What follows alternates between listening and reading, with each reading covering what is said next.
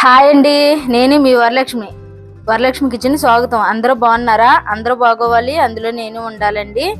ఈరోజు నేను శనగపప్పు రైస్ వేసి కిచిడి టైపు బిర్యానీ చేస్తున్నానండి. దాని గురించి ఒక గ్లాస్ రైస్ తీసుకున్నాను, హాఫ్ కప్పు పచ్చెనగపప్పు తీసుకున్నాను, ఒక కప్పు బఠానీ తీసుకున్నాను, ఒక బీట్రూట్ కట్ చేసి పెట్టాను, ఒక క్యారెట్ కట్ చేసి పెట్టానండి, ఒక టమాటా కట్ చేశాను, ఒక బంగాళదుంప కట్ చేసి పెట్టాను, ఒక ఉల్లిపాయ కట్ చేసి పెట్టాను, 4 పచ్చిమిరపకాయలు కట్ చేసి పెట్టాను, కొంచెం కొత్తిమీర, ఓ 2 బిర్యానీ ఆకులు, ఓ 3 దాల్చిన చెక్క, 3 లవంగ, 3 విలాచి, ఓ స్టార్ పువ్వు, ఓటేమో బిర్యానీ పువ్వు అండి.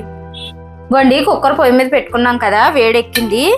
నేను ఒక స్పూను నెయ్యి వేస్తున్నానండి. ఇవ్వండి, ఒక స్పూన్ నెయ్యి వేస్తున్నాను. కొంచెం ఆయిల్ కూడా వేస్తున్నానండి, ఒక 3 స్పూన్ల ఆయిల్ కూడా వేస్తున్నాను. ఇంకోండి 3 స్పూన్ల ఆయిల్ వేసాను. ఇంకోండి మసాలా దినుసులు అన్నీ వేసేస్తున్నాను. మసాలా దినుసులు మొత్తం వేసేసాను. ఇంకోండి పచ్చిమిర్చి కూడా వేసేస్తున్నాను, ఉల్లిపాయ. ఇవ్వండి అన్నీ వేసాం కదా, ఈ కొంచెం బ్రౌన్ కలర్ వచ్చేలాగా వేస్తే చాలండి. అంతగా బ్రౌన్ అవసరం లేదు ఈ కిచిడికి. కొంచెం వేగితే చాలు, 2 నిమిషాలు వేగితే సరిపోద్దండి. ఇవ్వండి కొంచెం ఇలా వేగాయి కదా, ఇలా వేగితే చాలండి. ఇప్పుడు నేను ఈ కూరగాయలన్నీ వేసేస్తున్నాను.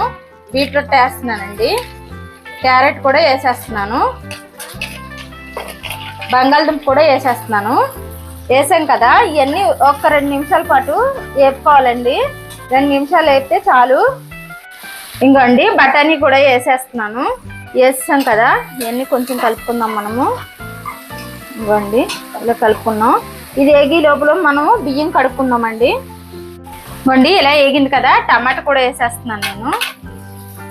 ఒక స్పూను అల్లం పేస్ట్ వేస్తున్నానండి. వేసాం కదా, ఇది కొంచెం 1 నిమిషం పాటు పచ్చివాసన పోయే వరకు వేపుకుందాం. ఇవ్వండి ఇలా కలిపేసుకోవాలి పచ్చివాసన పోయే వరకు. ఇంకండి రుచికి సరిపడిన ఉప్పు కూడా వేసేస్తున్నాను నేను. కొంచెం పసుపు వేసుకోవాలండి, కిచిడి కదా, కొంచెం పసుపు వేసుకోవాలి. వేసాం కదా, ఇవన్నీ మనం కలుపుకుందాం. 1 నిమిషం పాటు వేగితే చాలండి. ఇగండి మనం పప్పు బియ్యం కడుక్కున్నాం కదా, నేను ఇవి వేసేస్తున్నాను. ఇలా వేసాం కదండి, మొత్తం కలిసిలాగా కలుపుకుందాం. ఇంకండి నేను ఇదే గ్లాస్ రైస్ తీసుకున్నాను కదా, మనము 3 గ్లాసుల దగ్గర నీళ్లు పోసుకోవాలండి. ఇంకోండి వాటర్ పోసేసుకున్నాం కదా, మొత్తం కలిపేసుకున్నాము. ఇప్పుడు మనం ఇది విజిల్ పెట్టుకుందామండి. 4 విజిల్ రావాలండి. 4 విజిల్ వస్తే పప్పు రైస్ కూడా బాగా ఉడికిపోతుంది. అలాగైతే మాత్రం తినడానికి చాలా బాగుంటుందండి. నేను ఇప్పుడు విజిల్ పెట్టేస్తున్నాను. కొత్తిమీర వేస్తున్నానండి, కొంచెం కొత్తిమీర కూడా వేసేస్తున్నాను. వేసేసి విజిల్ పెట్టేసుకుందామండి మనం ఇప్పుడు.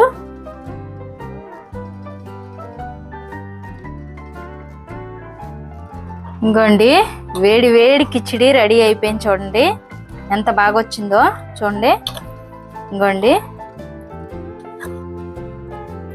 పొడి పొడి ఆడితే ఎంత బాగా వచ్చిందో చూడండి. ఇలా చేసుకుంటే మాత్రం చాలా బాగుంటుందండి. పిల్లలు కానీ పెద్దవాళ్ళు కానీ చాలా ఇష్టంగా తింటారు.